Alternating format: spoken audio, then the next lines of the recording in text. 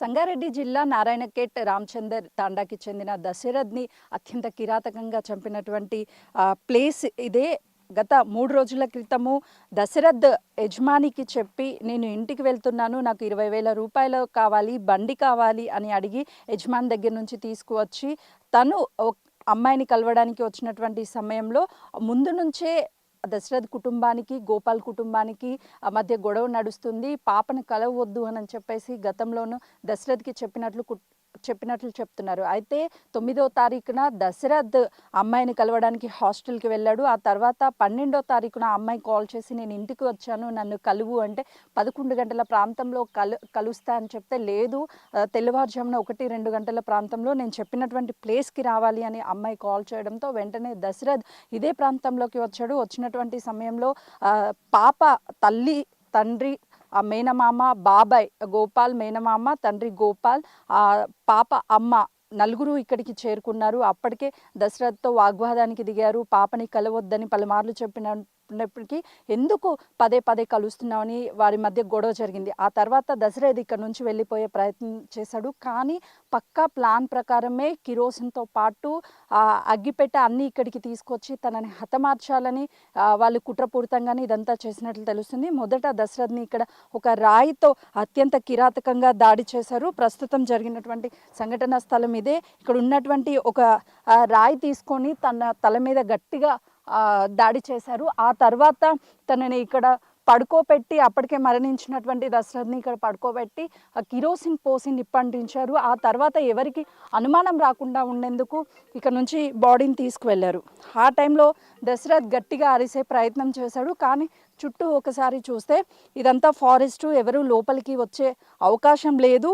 దాంతోపాటు తన అరుపులు బయటికి కూడా వినిపించవు. ఇదంతా ప్లాన్ చేసి ఎవరు రానటువంటి సమయంతో పాటు ఇక్కడ ఎవరు అరుపులు వినిపించవని ఈ పక్కా ప్లాన్తోనే దశరథ్ని ఇక్కడికి వచ్చినట్లు తెలుస్తుంది.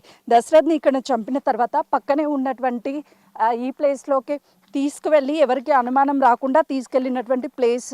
దశరథ్ మీద కిరోసిన్ పోసి నిప్పంటించిన తర్వాత ఎవరికి అనుమానం రాకుండా డెడ్ బాడీ కోసం వెతికంటే టైంలో ఎవరికి ఆనవాళ్ళు చిక్కకుండా ఇక్కడ ఉన్నటువంటి ఒక పెద్ద రాయి కింద డెడ్ బాడీని అయితే మాత్రం లోపలికి నెట్టేశారు. అప్పటికే పూర్తిగా కాలిపోయినటువంటి ఆ డెడ్ బాడీని రాళ్ల సహాయంతో మొత్తాన్ని మూసేసే ప్రయత్నం చేశారు. అయితే నిన్న దశరథ్ని చంపాను అని చెప్పేసి కుటుంబ సభ్యులు చెప్పిన తర్వాత ఇక్కడికి చేరుకొని పోలీసులు ఎక్కడ చంపారు ఏంటి అనే మొత్తం వివరాలను కూడా రాబట్టే ప్రయత్నం చేశారు. ఆ తర్వాత చంపినటువంటి వ్యక్తుల కుటుంబ సభ్యులంతా ఇక్కడికి చేరుకొని డెడ్ బాడీ ఇక్కడే ఉంచాము, ఎక్కడ కాల్చారు, ఎక్కడ డెడ్ బాడీని పెట్టారు, ఈ విషయాలన్నిటినీ కూడా పోలీసులకి చెప్పారు. ఉదయం క్లూస్ టీమ్ ఇక్కడికి చేరుకొని అన్నీ సేకరించడంతో పాటు పోస్ట్ మార్టం కూడా ఇక్కడే చేశారు. ప్రస్తుతం అయితే మాత్రం ఇక్కడికి తీసుకురావడానికి పక్కా ప్లాన్ ప్రకారమే ఇదంతా చేసినట్టు పోలీసులు చెప్తున్నారు. వాళ్ళ కుటుంబ సభ్యులు కూడా ఒప్పుకోవడంతో ప్రస్తుతం పోలీసు అదుపులో వీళ్ళంతా కూడా ఉన్నారు. గతంలో జరిగినటువంటి వివాదాలు కావచ్చు, దాని తర్వాత తనని కలవద్దని చెప్పినప్పటికీ తను పలుసార్లు కలవడానికి అమ్మాయే కాల్ చేసినట్లు పోలీసులు చెప్పడంతో పాటు వాళ్ళ కుటుంబ సభ్యులు చెప్తున్నారు. ఇక్కడ జరిగినటువంటి ఈ ఘటనతో ఒక్కసారిగా ఈ చుట్టూ పరిసర ప్రాంతంలో ఉన్నటువంటి వాళ్ళంతా కూడా ఆ భయోందోళనకు గురి అవుతున్నారు. గతంలో ఎప్పుడు ఇలాంటి ఘటనలు జరగలేదు.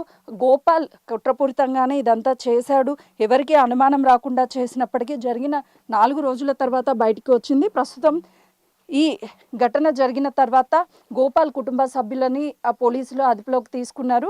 పోస్ట్ మార్టం చేసిన తర్వాత కుటుంబ సభ్యులకి దశరథ్ మృతదేహాన్ని కూడా పోలీసులు అందజేశారు. కానీ దశరథ్ కుటుంబ సభ్యులు మాత్రం మాకు న్యాయం కావాలి, దశరథ్ని కోల్పోయాము, ఇప్పటికీ దశరథ్ భార్య ప్రెగ్నెంట్ కావడము, దశరథ్కి 2 పిల్లలు ఉన్నారు, వాళ్ళ భవిష్యత్ ఏంటి అని చెప్పేసి వాళ్ళ కుటుంబ సభ్యులు రోడ్డు మీద బైఠాయించి న్యాయం కోసం పోరాడుతున్నారు. పోలీసులు కేసుని బుక్ చేయడంతో పాటు వీళ్ళందరినీ కూడా అదుపులోకి తీసుకొని కేసుని విచారిస్తున్నారు. కెమెరామెన్ శ్రీనుతో సుజాత, సంగారెడ్డి.